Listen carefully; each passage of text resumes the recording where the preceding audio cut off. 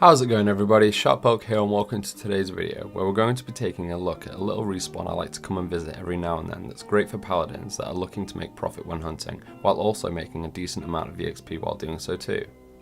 The spawn we're talking about today, my guys, is simply known as our mutated tigers, which sadly will require you to have gotten up to mission 9 of the New Frontier questline for you to have access to the muggy plains where this spawn is located. But hey, if you haven't gotten that quest done just yet, I've linked a guide from the wiki that you can follow in the description below. And with all that said and done, let's get stuck right into it then, shall we? So, first up, the spawn is located to the far eastern side of the muggy plains, just here along the coastline, which I know can be a bit of a walk for players. Luckily though, for some of you there is a shortcut that can get you there much quicker, if you completed mission 9 of the New Frontier questline that is. Which if this applies to you, then all you need to do is come to the Halls of Hope, which is just north of Fias, and talk to the female NPC known as Evilise, and say the words Hi, Temple, Father, Yes Yes, and you'll now have permission to use the flight portal within the halls to transport you directly outside the entrance.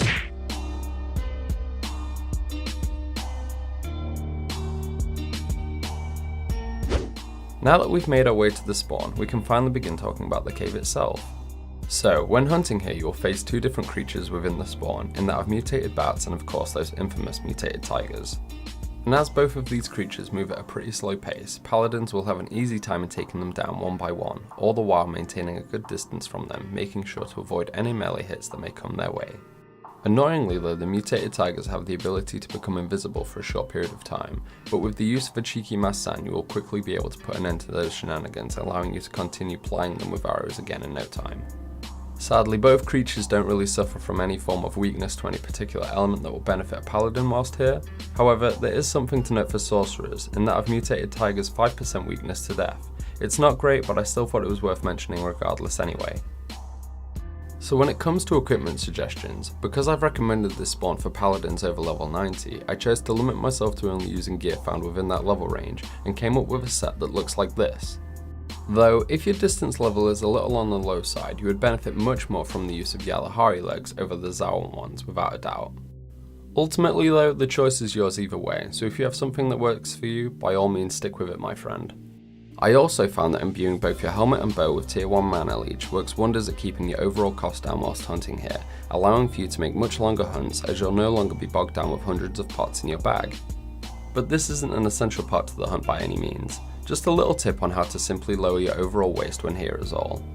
Which after saying that brings me to my next topic I want to talk to you guys about, the profit sides of the spawn. That simply put, in my experience at least, is hands down the best place in game currently to farm saber teeth from the mutated tigers, that when sold to other players on the market will fetch for a very nice price due to their requirement for the critical strike imbuement. Other than that though, there isn't really much else you'll be consistently looting to boost your profit margin up by sadly.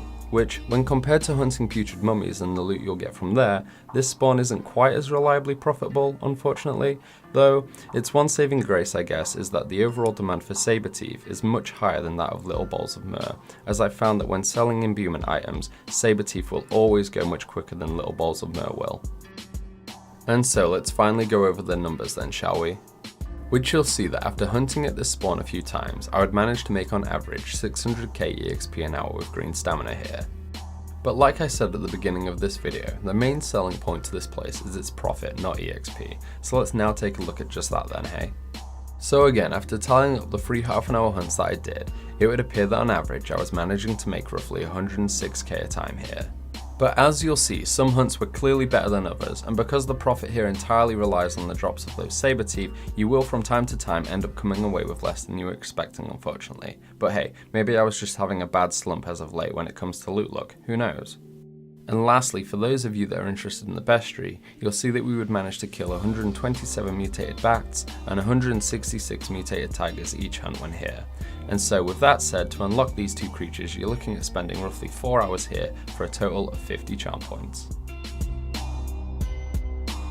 And so guys, that was our mutated tigers in a nutshell for you, which though the profit here may not be quite as good as what you'd make in the putrid mummy spawn I showed you guys a couple weeks ago, it's still a good alternative to hit up instead if you fancy a change of scenery from time to time. Anyway, if you guys have any suggestions on any of the spawns you'd like to see me cover in the near future, please be sure to leave them in the comments below. Also, if after watching this video you fancy giving the spawn a try for yourselves, please do come back and leave a comment with how things went for you, as I would love to hear about how much you would manage to get out of this place. And with that, boys and girls, I'll be back with another video real soon, but until then, take good care of yourselves. Bye bye.